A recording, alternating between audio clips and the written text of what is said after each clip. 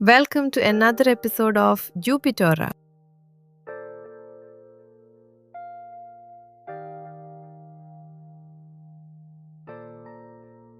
Carrot ഇല, spring ഓണിയൻ്റെ ഇല, തക്കാളി, പച്ചമുളക്, സവാള എന്നിവ തണുത്ത വെള്ളത്തിൽ നന്നായി കഴുകിയെടുക്കുക. ഇവയെല്ലാം ചെറിയ കഷ്ണങ്ങളായി അരിഞ്ഞെടുക്കുക.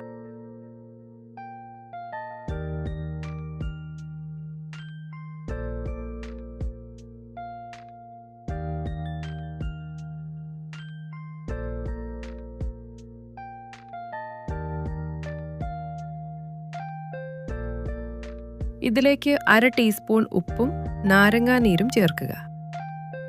നന്നായി ഇളക്കി യോജിപ്പിച്ചാൽ ക്യാരറ്റ് സാലഡ് റെഡി.